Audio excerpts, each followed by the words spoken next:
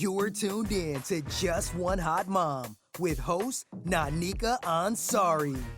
Get ready. She's about to bring you that fire, that flavor, that heat, all that passion, and more from around the world and in your neighborhood. Stay tuned. Hey, hotties, you are tuned into Just One Hot Mom, the maternal self-care podcast. I am your host, Nanika Ansari, and today I have one of my longest probably running friends. Like, we've known each other since the second grade, Miss Cuskin's class, St. Joseph's in Cottonwood Elementary School. We will not reveal, that's a long time. I did the calculation, I did the math, and I'm like, I've known Shivonne for over 30 years. Don't try to calculate, don't try to add up, give yourself a headache. Just know that Black girl magic is real, because I can't even tell that it's been 30 years. So, and that's second grade. How have you been, man? Well, introduce yourself and tell the people who you are. Dr. Shivonne Suttles, born and raised in Cleveland, Ohio, currently residing in Charlotte, North Carolina. I am a family medicine physician trained in Northeastern Ohio at a school formerly known as Neo-UCOM. It's a consortium. Did 3 different campuses like Akron, Canton, and Kent at that time. And I trained in the residency program at The Ohio State in Columbus, Ohio.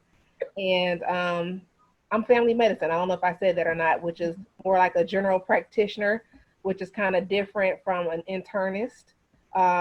They usually see adults. I see adults and children, as well as pregnant women. And yeah, that's about it.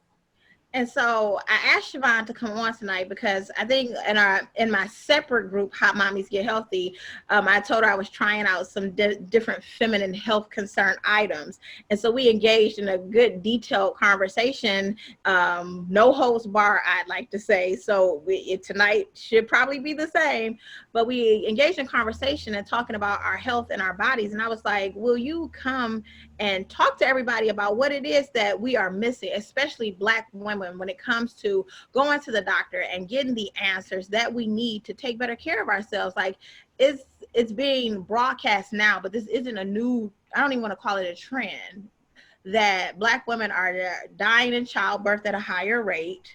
Health disparities in our community are ridiculous. And so now we need to have the conversation. We need to know what to ask our doctors and how to ask our doctors and how to negotiate our health care. So with that being said, I wanted you to address, like, what do you see as far as trends among Black women when we are going to the doctor? You said one thing, like negotiate healthcare. It's sad that we have to negotiate healthcare, whatever. You just think, if I'm sick, or even when I'm not sick, I should be able to, go somewhere and get answers about my body. There are just certain things that our parents or older people just don't teach us about our bodies, and that we have to kind of learn on a trial and error basis, or listening to our friends, and how many of our friends really know what they're talking about. So I want to talk to a medical professional who's supposed to know a little bit about something. So what I've seen in trends in regards to Black women and going to the doctor mainly is because when I survey people, it's because 1, finance, 2, why? I don't have any problems or issues. Why do I need to go? 3 is I already see a doctor. I go see my OBGYN, Cool. And so I'm glad you brought that up. The only doctor I really need to see. I only care about my vajayjay. You know what I'm saying? Like, so what else matters? And then also access, whatever. So when we talk about health insurance, we have a lot of people that's being laid off, especially with this whole COVID thing. And how am I supposed to, 1, pay for healthcare if I don't have a job or if I don't have any insurance? And 2, when I go, what am I going for? So if I physically feel fine, why do I need to go to the doctor? So those are the trends that I see, and not only women, but pretty much any of our African American community, that's going on. And so I'm glad you brought that up, because a lot of times, if we're speaking like of Black women, the only doctor you think you need to see is the OBGYN. Why is it important that we understand that we have different doctors for different medical needs? I don't understand why people think that, oh, if I go to the OBGYN, they can take care of everything. And it's like, no, they can't. That's a specialty, and you should be seeing other doctors. Right. So for one, they don't know that typically, we're going to talk from the aspect of like having health insurance. Mm-hmm. So typically your health insurance will cover a general visit at 100%. And so typically people don't know that that can be split. That can be split between your OB and your general practitioner or family doctor. A lot of people don't know to seek a family doctor. I do everything. I do PAPs. I do, in my office, we do COPO. We do a lot of OB procedures, and then things that are beyond our scope of practice, we refer to an OBGYN. That's how you can that's what I love about family medicine. You kind of keep it all in one place, and then you develop and know the histories of families. But let's say you don't want to see a family medicine doctor for your GYN needs, or your OB needs. So you go to OBGYN, they have a niche. They like do one specific thing very well. So they do that better than me, And so if you having infertility issues or abnormal bleeding, and we've done a basic workup and there's still things that need to be done that I can't typically do, then you see an OBGYN. Or I see women and do prenatal care, but I don't deliver anymore. So if you want that total care, meaning like you want to see the doctor and that doctor deliver you, even though a lot of OBs don't really do that anymore. It's kind of like you meet everybody in the practice and whoever's on for that night will deliver you. But anyway, if you want that kind of service, then you see an OBGYN for your prenatal care. And then you come on back to me after you deliver the baby with the baby, because now I can take care of you and the baby, but we have different specialties that do different things. So. And see, I think that that's a misunderstanding. Like you just mentioned something like you can split your health insurance. Nobody explains that. Like when you call, you're just like, okay, I got to make this one visit count. If I ask any questions at all, I'm going to ask this one doctor all of my questions. So hopefully next year, what I'm saying, I'll stay healthy for that year and I can come back. And if something is going on, then they'll take care of it. And I think it's important that we educate ourselves about our insurance and what our insurance is meant to work for us, but we don't make it work for us. Now, you mentioned people without insurance, because the finance is a real issue, because it's like, do I feed my kids or do I go to the doctor? Right. What aspects as far as finance can people look into that they may not be aware of? So each city typically, I would say I've worked in 3 or 4 different cities. And because I trained in representing underserved medicine, so I trained in a specific track that addresses healthcare to those who can't afford it. There's always some type of clinic or safety net, whatever, in a city where you can go and receive access to care at a sliding scale, self-pay, if you have Medicaid or Medicare, or take private insurance payers. So like my clinic, for instance, we see all of the payers, plus Medicaid, Medicare, self-pay, sliding scale. And the majority of our patients are of, sliding scale, self-pay, Medicaid, patients. So it's a matter of educating yourself about the type of health insurance you have. Right. Or asking questions when you get to the doctor, like, hey, I need to schedule an appointment. I have some questions about payment. I think that sometimes we set ourselves up for failure because we're afraid of the rejection of like, okay, no, you can't come because you have to pay. Right. We just set ourselves up for failure. Right. Your health department typically should be able to point you into some directions of some of those clinics in your area that may be able to help you in regards to, low income or, a scale type basis or whatever. And the scale is usually set up based upon how much money you bring in. Mm-hmm. So, some of my patients pay nothing for a visit. Some people only pay, 20% of that visit. And it tends to work well. And then they tell you how much you need to bring to your visit, whatever to be seen. Mm-hmm. If it's the first time, please bring this amount of money, whatever. I get asked a lot when people show up for a new patient visit or They come and they don't have a copay. Dr. Suttles, will you still see the patient? And usually if I have an established relationship with them, absolutely will move forward with the visit. But then I explain to them, and instead of we have to bring this up when we're talking about your health, you will get a bill, but don't not feed your family. You know what I'm saying? Pay $5, on the bill or whatever. You won't go to clinic, you pay a little bit of something, whatever, and just go from there. Do what you can, but feeding your family is number one, but you got to be around to feed your family. So you need to come to the doctor. Ain't that the truth? But I like what you said. It's a matter of, not being afraid, one, to ask the questions to figure out like, hey, I might not be able to afford this, but I can't afford to leave my family either. Like, I have to ask the questions to get the answer. But you mentioned like knowing your family history. And so I mentioned to you, like when we had a discussion, like my kid's pediatrician was my sister and I pediatrician. So she knows our family history. And I think it's important that we understand that too. Like, we have to go to the doctor to understand our family history so that when something comes up, like, you get a billion questions like, does anybody in your family have high blood pressure? Has anybody had a stroke or bone disease? So like that, it's very important that we leave that legacy to our kids. So we have to go to the doctor so that they're not sitting at a hospital one day and can't figure out what's going on with them because they don't know their medical history. Well, check this out. What I've noticed in visits a lot is that people will come in for a new patient visit. And when I get into that question, like, tell me about your family history, like, let's start with mom. Is mom healthy? What about dad? We already have the disconnect in families. So I only know one side. I don't know my daddy. You know what I'm saying? So I only know my mama. So I can only tell my mama's side of the story. And then I only know grandma had this cancer, but I don't know what cancer because mama don't know, grandma dead, kind of thing. So, or I get the opposite. I want to skip over that. I want to get to why I'm here today. You know what I'm saying? And so it's like, it's a balancing act. Some people come in and they want you to take care of a laundry list of problems. But you got to remember, as a doctor, I have a schedule. So, not that I wouldn't want to sit here and speak to you for a full hour. My patient's going to come every 15 minutes, regardless if I'm in here or not, and they're going to be waiting in my waiting room or whatever. And not that I'm trying to rush you through a visit. Let's prioritize the things that are important. And so that leads me to one of the things you had asked me before. What are some things that people can do to prepare for a visit, especially women?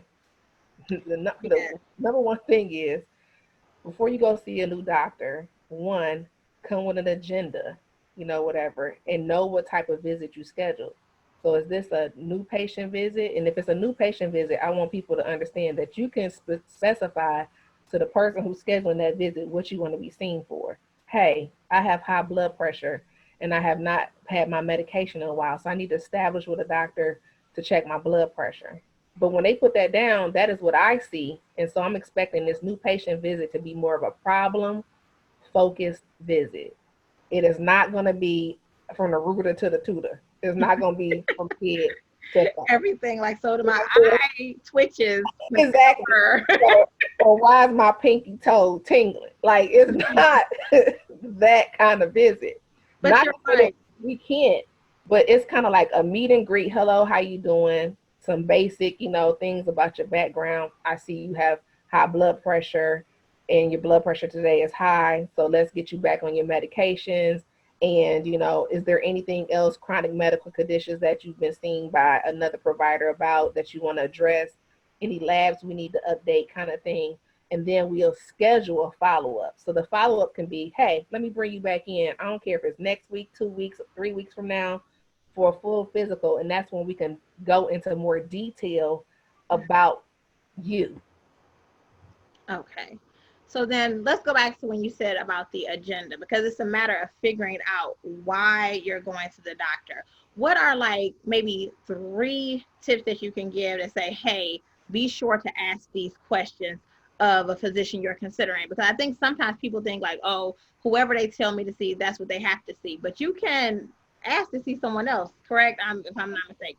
Okay. So you got, people, like, once again, going back to those, anybody, I can't even say just people who have insurance. I'm thinking of people without insurance. I think they get stuck. Like, I have to see whoever they assign. You always have a choice. And most of the people who come see me, who are assigned to me, only want to see me. But I have to tell them, if I'm not there, my partners are capable of taking care of you, whatever. But you can wait until my schedule open up. I have no problem with that. But what people don't like is that, especially when you're at a teaching institution, let me put that out there too. If you go to a teaching institution, when you sign that paperwork at the front desk, you're signing that you understand that you are at a teaching institution. So you may see a resident physician, you may see an attending physician, but you are at a teaching institution. So somebody could be in training and will see you. And so typically you have a choice, like, hey, I saw this doctor, but I don't want to see them again, kind of thing. Mm-hmm. But just know that you're liable to see anybody. That's at any practice. If that person not there, hey, that person's not there, you can see this person, kind of thing. Mm-hmm. But when you have a doctor, people become so territorial. No, I want to see my doctor. Do. I'm not gonna lie. I be like, I don't want to see nobody else. I just called to make an appointment today. Like, if she not, but you know what? I think it's important to not to have a backup. Like, if my doctor's not available, then I'm like, is so-and-so available? Or I'd be willing to see so-and-so because she's not available. And I may want to come in immediately. And so I think that comes with establishing yourself at a practice with a certain group of doctors that you can learn and that you develop a relationship with. And most of my patients want that. They do. They don't want to, their number one thing, especially when, once again, being at a teaching hospital, how long you going to be here? You know what I'm saying? Because they don't go through so many doctors at this point in time. How many people I got to tell my story to? It's discouraging. It's discouraging. It's like, I don't want to come back if I have to retell. Like, I already told you what the problem was. Right. I don't want to have to tell Betsy, right, Susie, Ken, Mark, and everybody else what the problem is. So I understand that. Right. But I think one thing we talked about in our conversation was that, and I don't know if this is, if it's Black doctors, if it's white doctors, whatever color doctor you have, is that some people perceive the angry Black woman. Like, she just comes in with the attitude. She wants you just to fix this one problem. And I don't want to say that we're angry. I think it's out of frustration sometimes that, one, you probably got to take off work to go to the doctor. So that's missed money. 2, you got to deal with the insurance company. And 3, something's wrong. Like, you're in the middle of, most of the time we go to the doctor, something is wrong. Let's be honest, because most of us aren't going to get physicals. We're going when something goes wrong. What can we do as a patient to, like, yeah, I am angry, but I need your help? How do we get to that point? Like, I'm mad because of X, Y, and Z, but I need you. Right. So my thing is, and this is going to be the real part of me saying this.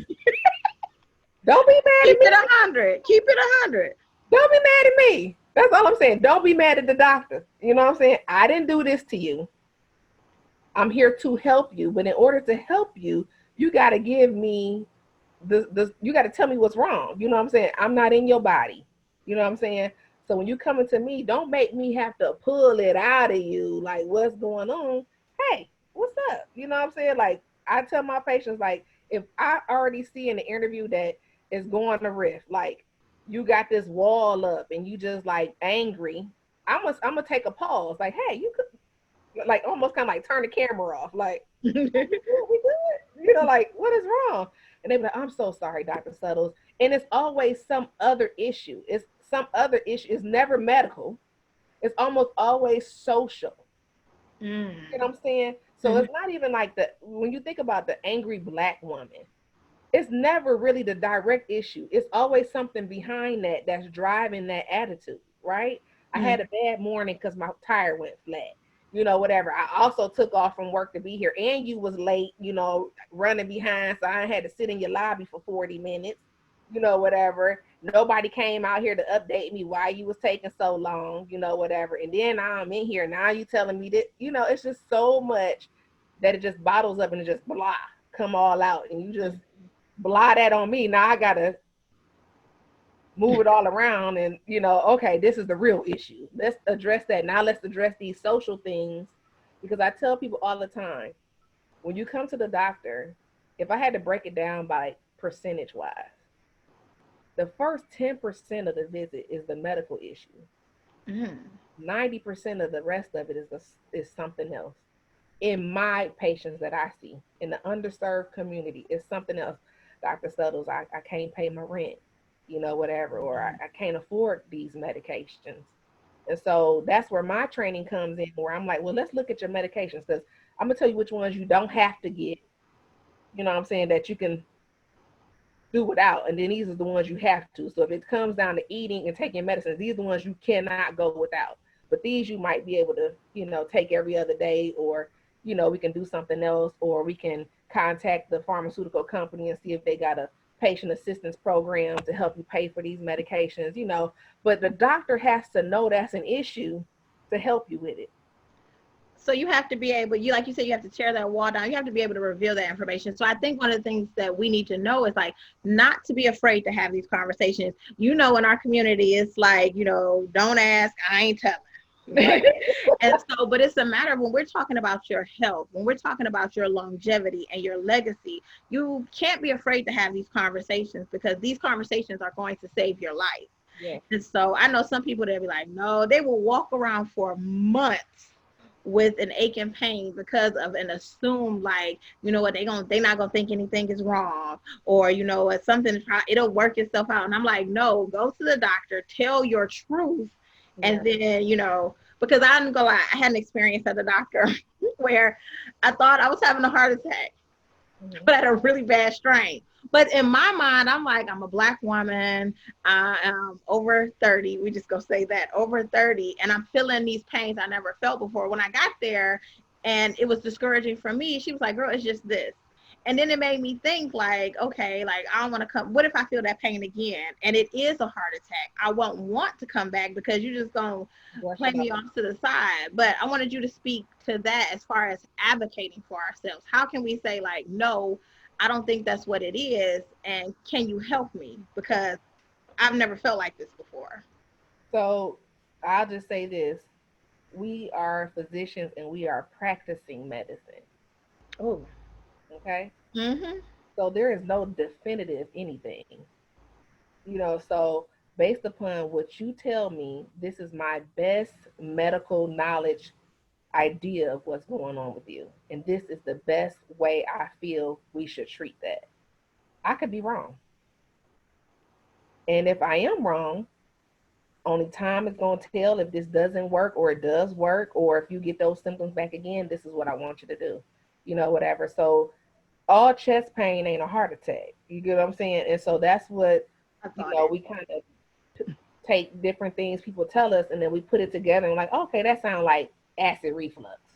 Mm-hmm. That sounds like anxiety. You know what I'm saying? That could be chest pain, because we know that chest pain in African American women who have other comorbidities present differently. So hey, I'm gonna do this, and it may be sometimes overkill, but I'd rather be in overkill mode than to miss it. Whatever. And so the best thing you can do is, hey, okay, doc, I hear what you're saying, and I'm gonna try that. But what if this happens again?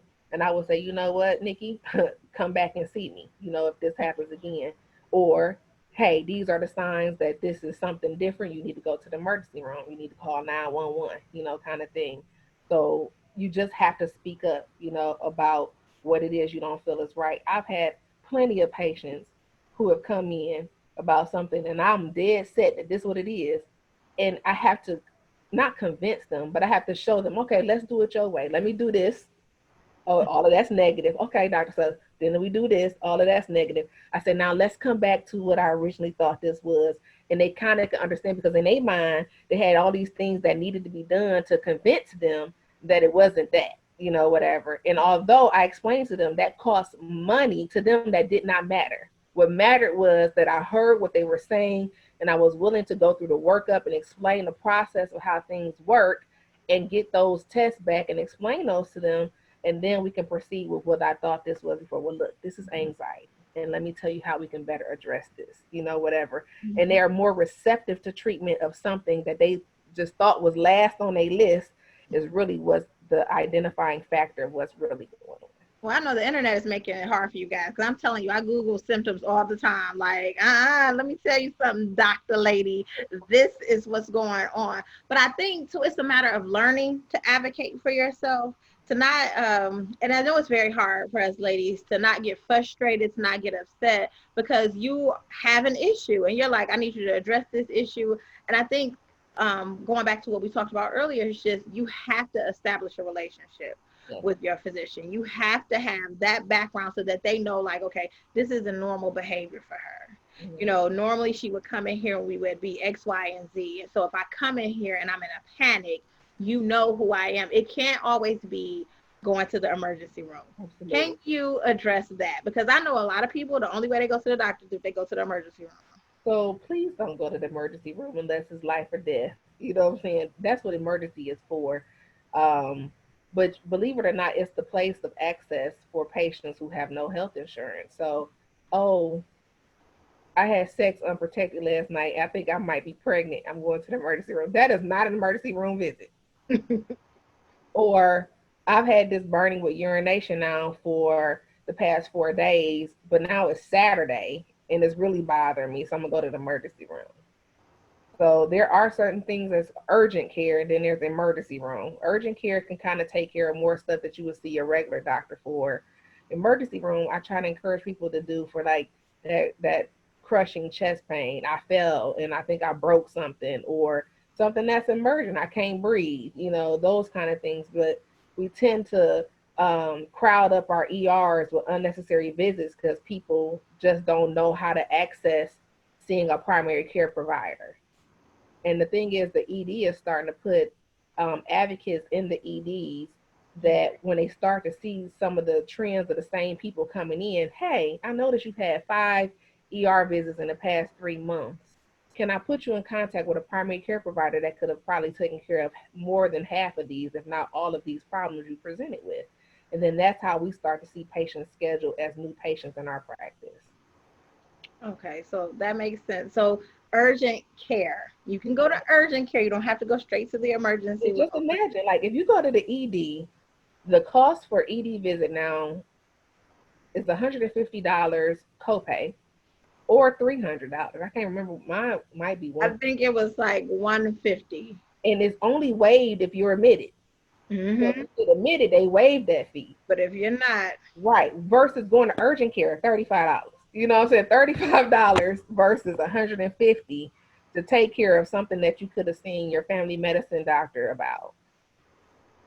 And so what tools are available to us though? So say for instance, you're at the doctor, you get a sinus doctor.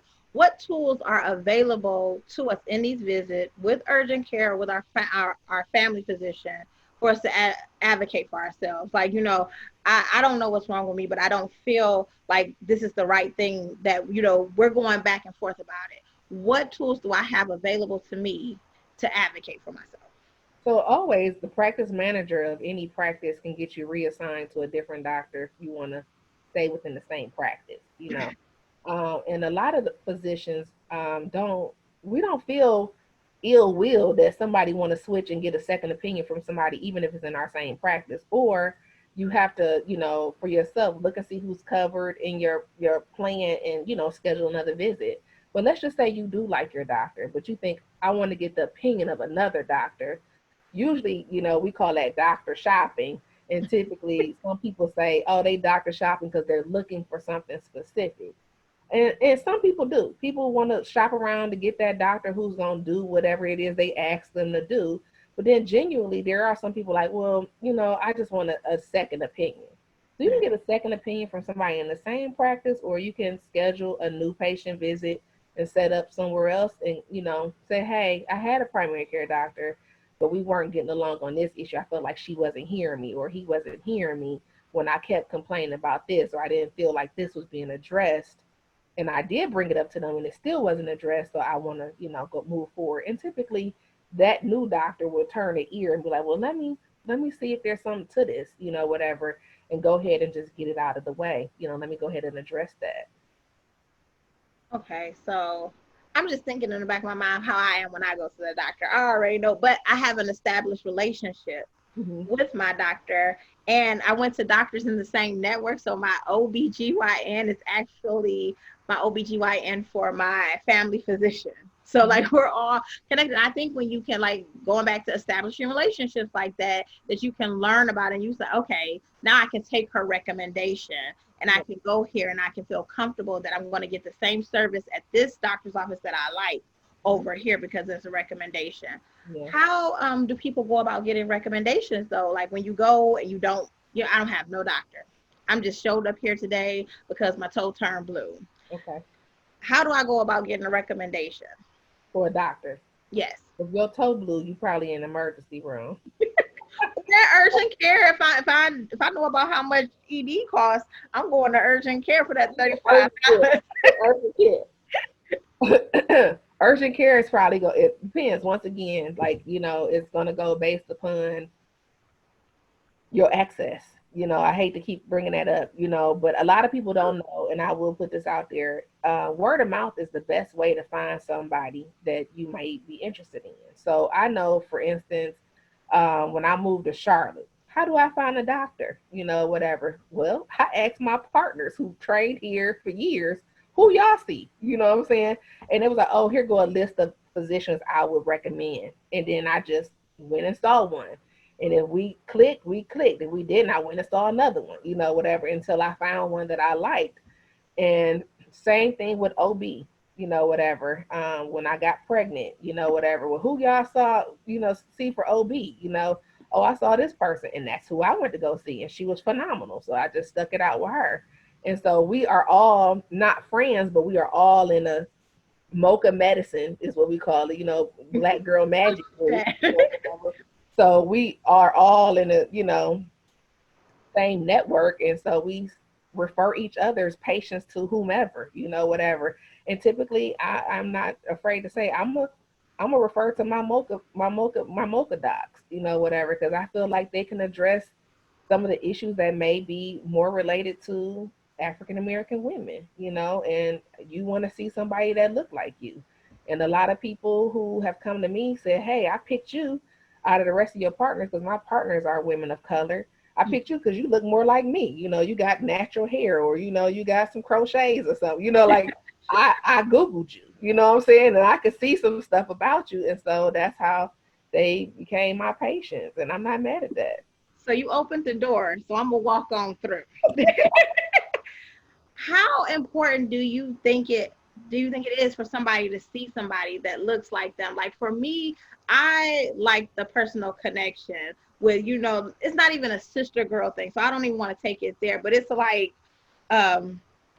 you can understand where I'm coming from. Do you think that's an important factor in finding a doctor, is having a person that you believe looks like you, can understand where you're coming from, versus just, like, this is the doctor, they know my body, they can learn my history? How important is it that you have somebody, especially I think as Black women, as we get older?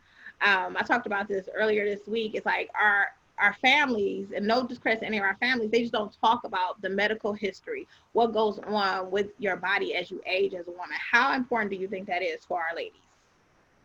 It's preference, whatever. You got some African American people who believe that a Anglo-Saxon white person is smarter, and so they're gonna want to go see them.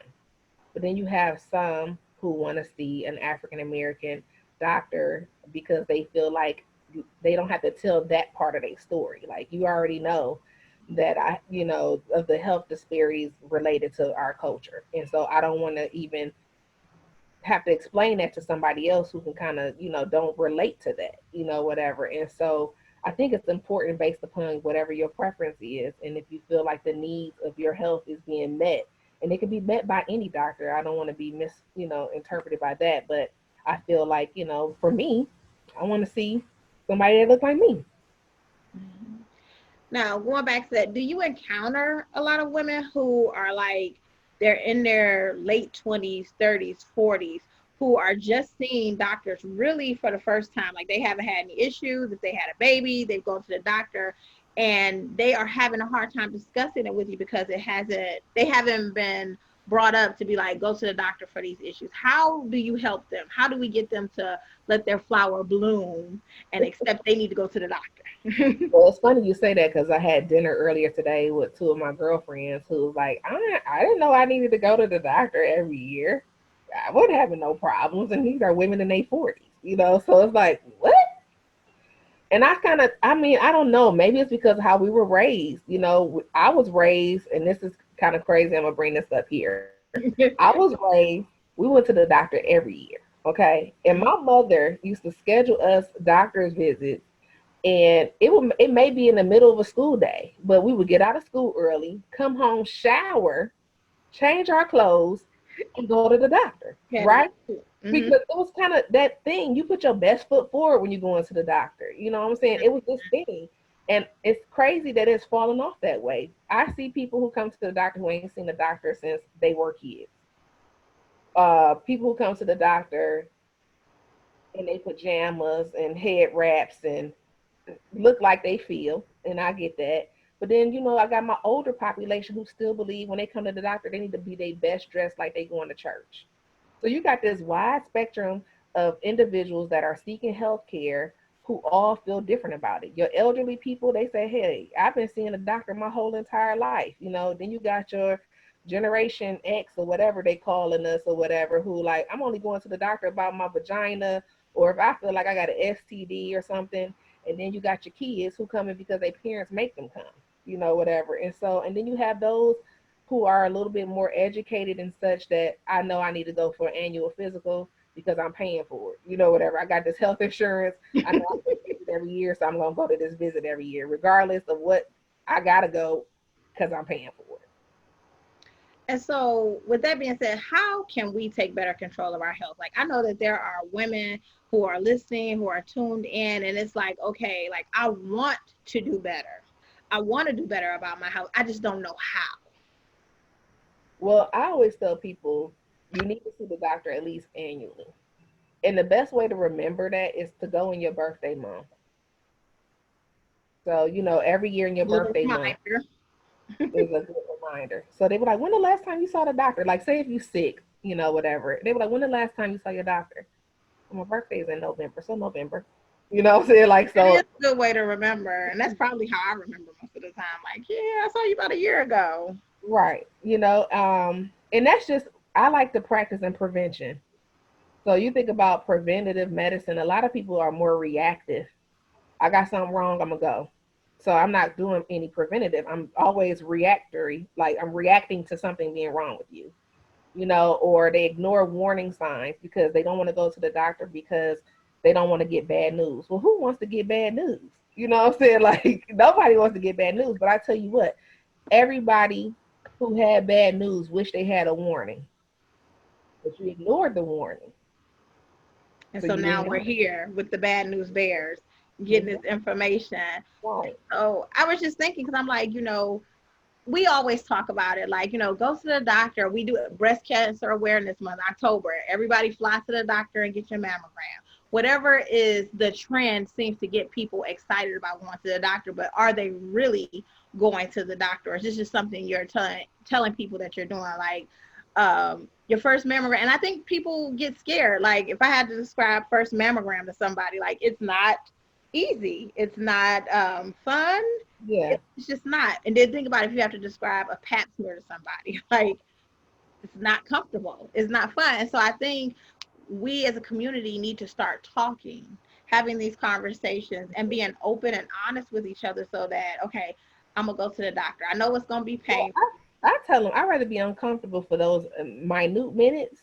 If it's a minute, you know what I'm saying? I'd rather be uncomfortable for those minute minutes in prevention of something, and not even prevention, catching something early enough where I could still live a good quality life if it was discovered, whatever. And so that's what prevention is, coming in annually, having my pap, having my mammogram, getting my colonoscopy when I need it, because we know as medical doctors, it takes so much time in life to develop a cancer, but cancer is based upon family history sometimes, based upon other external factors, and so we screen for it. That's all it is. It's just screening. We're going to go get a mammogram, so we're screening for breast cancer. You're going to get a pap, we're screening for cervical cancer. You're going to get a colonoscopy, we're screening for colon cancer, because we know that if we catch any of those at an early state, you can live a normal, healthy life and die of life expectancy for whatever it is. Die of cardiovascular disease later in life, natural causes, what have you, but you don't have to die from breast cancer, colon cancer, or cervical cancer. And see, I think that's what we talked about earlier, you and I, is dying from these preventable diseases. Why do you why do you think it is though that, like, and I mean, just in reading the news today, like the majority of people who are dying from preventable diseases are Black women. Mhm. Why? Because Why do you think that's happening? fear, you know, we look at the disparities against African American women have been, you know, for years. You know, racism in medicine is still existent, you know, whatever, as far as, you know, look at all the studies that have been done or experiments that have been done. Tuskegee Airmen, you know, another study that was done on women in anesthesia during surgery. We didn't get the anesthesia during slavery, you know, things of that nature. And you have people who tell women that, and then they throughout life they don't see the women go to the doctor, so they just feel like it's not important.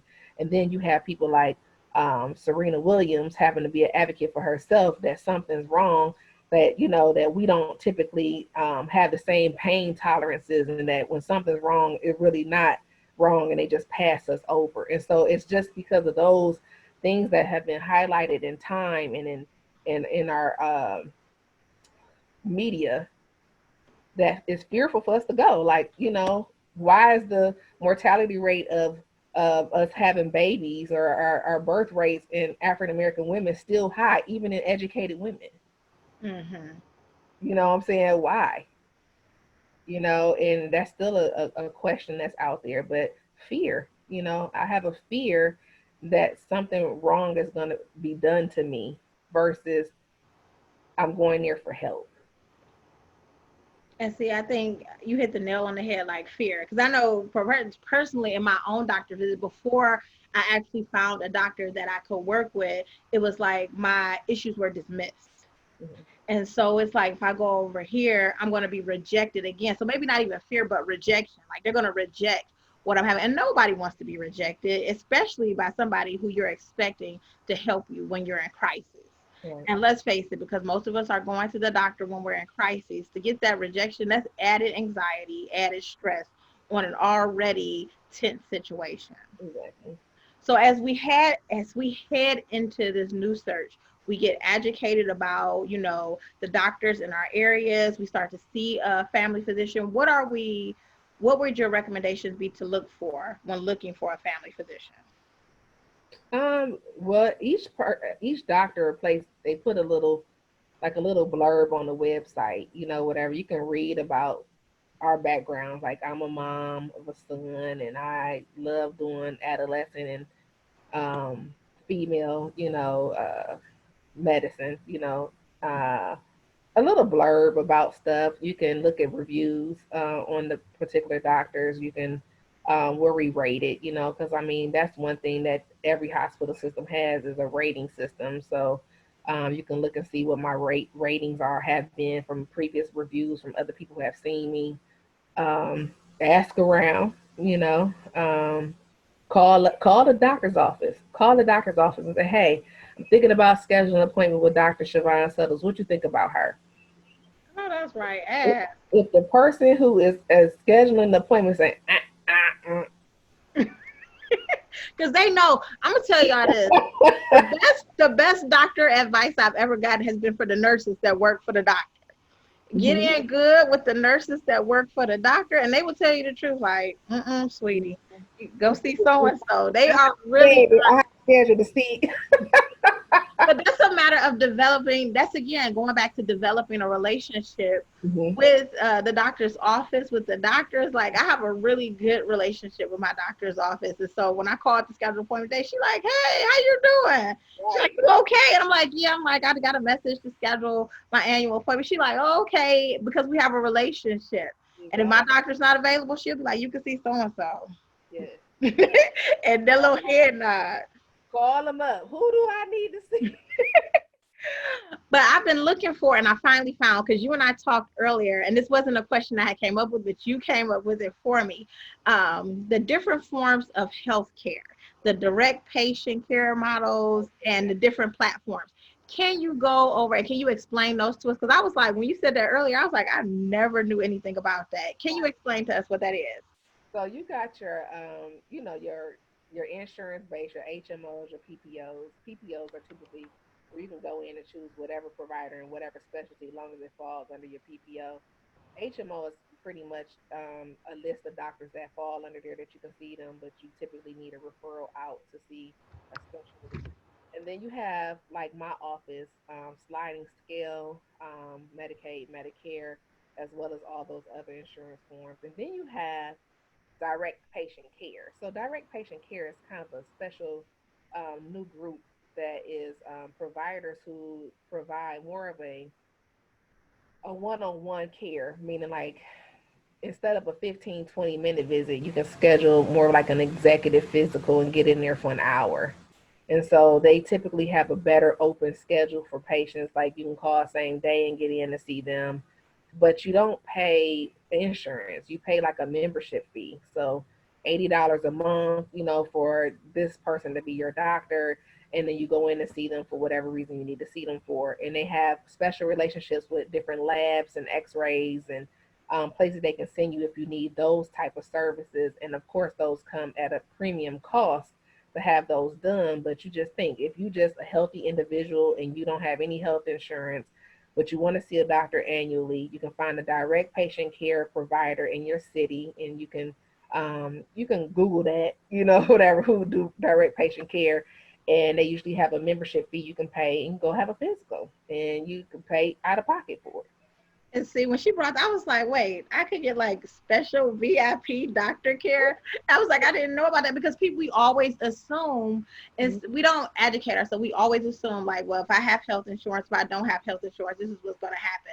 We don't necessarily know the workarounds of like, hey, this is another option. So I wanted to be able to offer the ladies and some of the gentlemen tonight to these other options in reference to your health care, because let's face it, at the end of the day, we all gonna have to go to the doctor, whether it's going to the doctor at the end stage.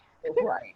I'd rather go in the middle and just get it all together to form Right. that relationship and have and have some longevity in my life versus trying to figure out like, I think it's better to pay the health insurance now than to try to pay the funeral costs. That's all I'm telling to you ladies, is just get it together right now. Hmm. But as we wrap this up, what is something that you want us to know? Like, there are moms, there are daughters listening, there are people that are going to have to take this information back and feed it into their families. What's something that we need to know in our community when we are going to the doctor or looking for a doctor or addressing doctors? Well, my thing I would like to end on is not going to the doctor does not mean something is not wrong. It is very important to have a check and balance with your body. Just like you will take your car to get a tune up or to get an oil change, you need to go by your local doctor or find one to just make sure things are okay. Number one, when you go and find a doctor and say you're going to your first visit, make sure you have a list of medications you already take. And if you take none, that's great. But if you do, bring them with you. I'm not going to try to go off memory or write them down. Two is what medical conditions have you been seen for? Three, what concerns do you have that I can put your mind at ease about? And then four, people come in and say, oh, I just want labs and I want all the labs, whatever. What are you specifically looking for? Write it down so I can ease your mind and tell you what's needed and what's not needed. You don't need all the You don't need all them labs. And no, I can't do no full body scan. um, Yeah, so write it down. Keep a list of things that, come up even when you're outside of the doctor's office. Have a special place. We got these magical phones here, whatever. Pick a place in this phone that you want to make a list of different things you want to talk to your doctor about the next time you see them. And if you don't have a follow up appointment, why not? Why don't you have a follow up appointment? If it's something that you have a chronic condition about, you should have a follow up appointment before you leave the office. Always leave with a direction. The doctor should give you a direction what to do next. Hey, follow up with me in 3 months. Follow up with me in 6 months. I'll see you next year. So you have an idea of when I want to see you again. If you don't hear me say that, ask me, hey, doc, when you want to see me again? Okay, it's combined decision making Combined decision making means if I want to see you in 3 months because I want to follow up on your uncontrolled diabetes, but you're a little uncertain about some things, and you say, well, can I see you in a month? Okay, that's combined decision making. I'm okay with that, you know. So schedule an appointment before you leave the office, you know, kind of thing. And never be afraid to ask anything about you is the main thing. It's your body, and at the end of the day, you're gonna leave that office with a whole bag of stuff. And if you're unsure about it because you didn't ask questions about it, then you can't be your best self. And so I always ask the question. If I said something and I spoke too fast, ask me to repeat myself. We do a thing called the teach back method. I say something and you got to repeat it back to me so I know you understood what I was talking about. And that's the better way to understand that we're communicating on one accord about what's important for you, you know. And another thing is, don't come to my office or your doctor's office taking a medication and you don't know why. That's my biggest pet peeve. I don't know why I'm taking that. Don't take nothing from nobody if you don't know what you're taking it for. So I'm so glad you came on tonight. I told you guys we have known each other for years. Do you want to drop your information? Because if they're in the Charlotte area, we might as well come and check you out. Yeah, I'll share my information and put it in there. So she's going to share her information in the comments. I will add it to the comments of this live when it goes on the podcast and on the YouTube channel. Shivonne, one, thank you so much. One, for all the years that we've known each other. You know, I've always been able to come to you and talk to you and ask questions freely. We have such great conversation. And I want to thank you for sharing your knowledge with my listeners, my viewers this evening, because one, we can elevate each other and take care of each other and give back to our community by making sure that we have a legacy of going to the doctor, a legacy of having these discussions, a legacy of not being afraid to advocate for ourselves when it comes to our health. Hey, I want to come back. We got a lot of topics we could talk about here, girl. I think Dr. Suttles and I will go live again, but maybe just in the group, because I know that there were some feminine health concerns that came up and we will be there, but you know, they get a special treat. They get Dr. Suttles Unleashed. But as always, you can find me and the hottest kids on all my social media at Just One Hot Mom, or go on over to the blog at Nanika, that's NANEKIA.com. Guess what, hotties? You've been tuned in and you've been elevated. We'll talk to you soon.